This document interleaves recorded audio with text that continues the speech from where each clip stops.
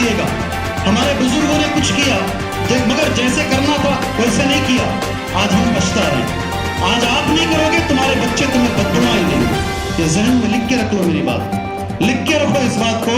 अल-अमान educational and welfare trust के तरफ से आज मुख्तलिफ NGOs का एक कॉन्फ्रेंस रखा है, ताकि चूँकि हर NGO के लिए एक अलग अलग मुश्किलात का सामना करना पड़ता है, तो आपस में एक दूसरे के दरमियान में तबादले ख़याल हो और एक दूसरे की मदद मिल जाए। तो इस सिलसिले में हमारे डॉक्टर फ़ारूक साहब ने बड़ा ही बेहतरीन यहाँ इंतज़ाम किया है और इज्तिमा किया है।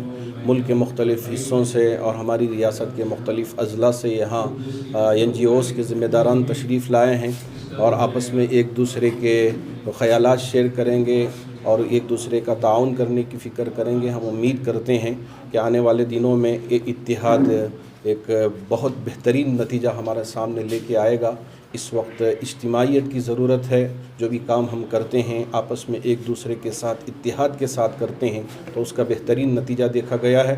हम उम्मीद करते हैं कि ये कॉन्फ्रेंस एक तब्दीली लेके आएगा और NGOs के दरमियान में बाहमी रब्त पैदा करवा के आगे के रास्ते आसान करेंगे।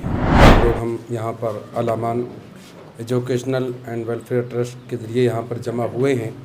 जैसे कि हम तमाम ने यहाँ पर आकर देखा कि इतनी बड़ी इमारत आपने नाबीना और बेवा और बूढ़े इंसानों के लिए यहाँ पर आपने ये इतनी बड़ी इमारत बनाई है। असल जो मकसद इंसानियत जो नबी अकरम सल्लल्लाहु अलैहि वसल्लम ने आज से 1450 साल पहले जो सबक दिया था, उस सबक को आज हमने फिर याद किया है और इसी में कामयाबी है। नबी अकरम सल्लल्लाहु अलैहि वसल्लम ने यही उसूल ज़िंदगी जीने का सलीक़ा यही दिया है कि आपको इंसानियत के लिए काम करना है, आपको मज़हब नहीं। अगर इंसानियत के लिए आप काम करेंगे तो अल्लाह तबारक व तआला आपके तमाम कामों को कबूल फ़रमाएगा। उसी तरीके से आज डॉक्टर फ़ारूक साहब और उनका पूरा परिवार इसमें लगा हुआ है इंसानियत के काम करने के लिए। जो गरीबों की मदद करता है, जो बेवाओं की मदद करता है, जो उनका सहारा बनता है तो उसका सहारा रब्बे कायनात बना करता है। तो ये गरीबों की मदद कर रहे हैं, अल्लाह तबारक व तआला इनकी मदद फरमाएगा और मैं दुआ करता हूँ कि अल्लाह तबारक व तआला और इनसे उससे ज़्यादा से ज़्यादा काम लेने की तौफ़ीक़ अता फ़रमाए और अल्लाह इनके काम को कबूल फरमाए। अल्लाह तबारक व तआला का फ़ज़ल है, अल्लाह का एहसान है। बहुत सारे लोग अल्लाह के इस दीन की खिदमत में लगे हुए हैं। हर आदमी अपने अपने तरीक़े से अल्लाह तबारक व तआला को राज़ी करने में लगा हुआ है, मगर उसमें एक तरीक़ा है जो अल्लाह को बहुत ज़्यादा पसंद है, वह है उसकी मखलूक़ की खिदमत। और मखलूक़ में भी वो लोग जो बहुत कमज़ोर हैं, लाचार हैं, मजबूर हैं और उमूमन उम्मत मुस्लिमा की तवज्जो उनकी तरफ नहीं के बराबर है।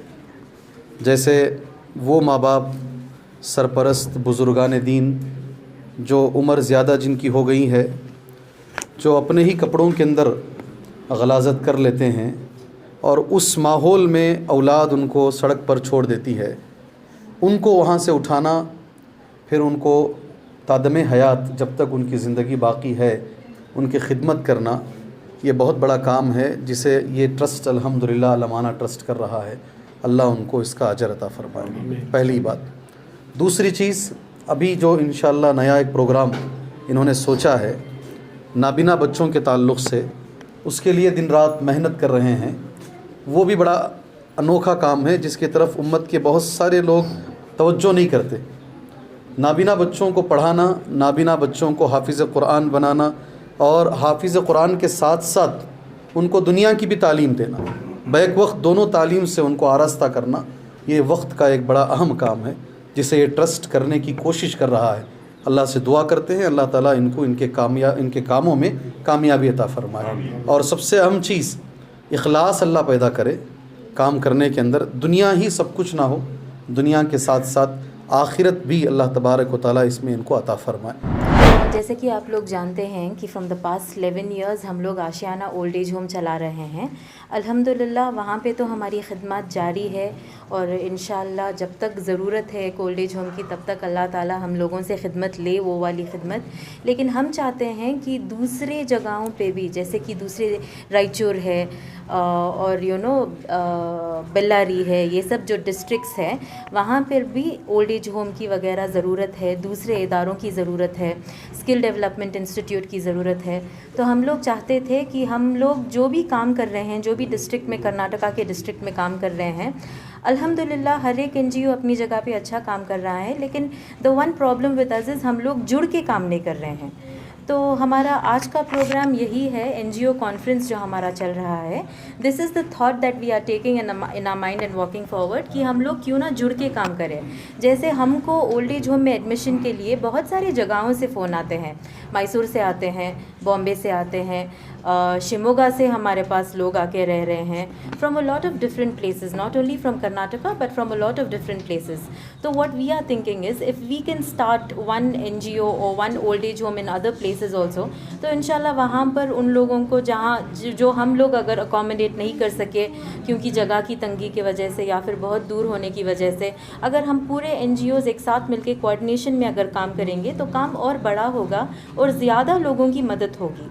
जैसे हमारे टीम मेंबर बोले कि ओल्ड एज होम के लिए हमारे बहुत सारे इंक्वायरीज़ हैं और हमारे दूसरे एक्टिविटीज़ हैं, जैसे स्किल डेवलपमेंट, जहां हम लोग tailoring, computers, tally, spoken English और मेहंदी सिखा रहे हैं। तो ये सिर्फ हमारे एरिया में इसकी ज़रूरत नहीं है, we have a lot of people जो सीखना चाह रहे हैं। दैट इज़ वाई अभी जो एनजीओज़ आए हैं हमारे पास, we are telling them to start these kind of institutions in there, उनके डिस्ट्रिक्ट्स में, उनके टाउन्स में, उनके सिटीज़ में।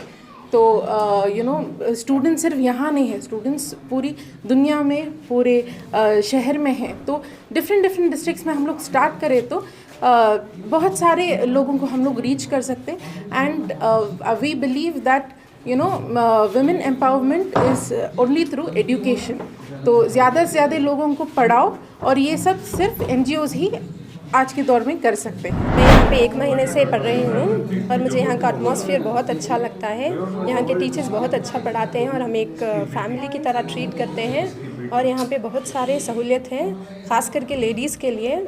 और यहाँ पे हमें सिखाया जाता है कि मतलब कैसे लाइफ में आगे बढ़ें, और हमें मोटिवेट करते हैं लाइफ में आगे बढ़ने के लिए। और यहाँ पे हमें इस्लाम की बातें सिखाते हैं। और हम लोग और यहाँ पे नीडी और पुअर पीपल्स के लिए फाइनेंशियली और सब कुछ सपोर्ट करते हैं। और मैं तहे दिल से शुक्रिया अदा करना चाहती हूँ उस मैनेजमेंट का कि उन लोगों ने हमारे लिए इतनी सारी सहूलियत बनाई। My name is Saima Kulsum and I have done my BA. So for the first years of my fees also, I had got a help from this Alaman Educational and Welfare Trust. So they have helped me a lot with my education, and also in the last every year. Even they are helping me to study my further for the masters. It's a very good trust. It helps all the people and the people who need money for the education. Also, it's very good institute that helps everyone with the money. And how do you inspire other girls to other take up girls education? Because education is a very important basic thing that everyone needs to have. शिया बानू आशियाना Singh development से हूँ। मुझे पढ़ने की बहुत ख्वाहिश थी पहले से भी, ऐसा है बोल को टेलरिंग क्लास में और कंप्यूटर में सब ज्वाइन हुई। बहुत अच्छा दिख रहा, घर में रहकर होम वाइफ बनकर बैठे थे, तो ये मालूम होने के बाद यहाँ आए। बहुत अच्छा है, बहुत अच्छा काम कराती हूँ, बहुत अच्छा दिखता, बहुत अच्छा सिखाती भी, सब अच्छा काम कराती, सब अच्छा दिमाग में भी बैठता, माशाल्लाह।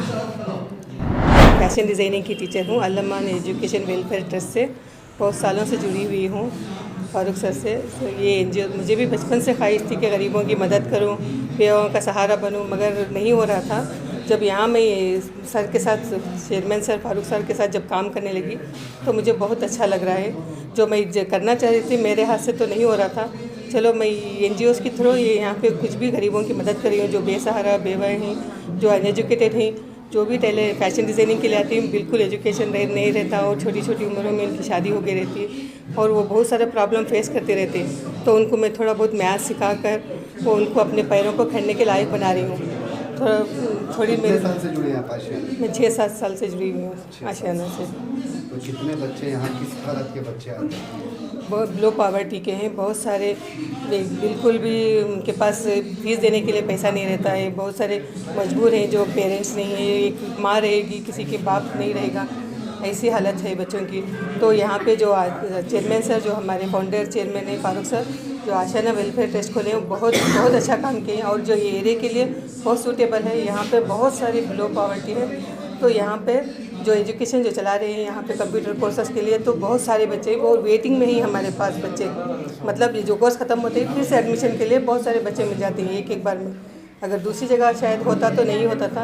हमारी कम्युनिटी में बहुत अनएजुकेटेड है, माँ बाप खुद समझते नहीं है कि बच्चों को पहले एजुकेशन ज़रूरी है, एजुकेशन देना ज़रूरी है उनको या एजुकेशन दो या आपको हुनर सिखाओ, कुछ भी एक ज़रूरी है ज़िंदगी में। लड़कियों को क्या है आजकल जल्दी शादी कर देते हैं, शादी करके बच्चा भी हो जाता है और उन लोगों को थोड़ी बहुत ज़िंदगी आधी लाइफ, वो 20-25 साल की उम्र में आधी ज़िंदगी जी चुके होते हैं।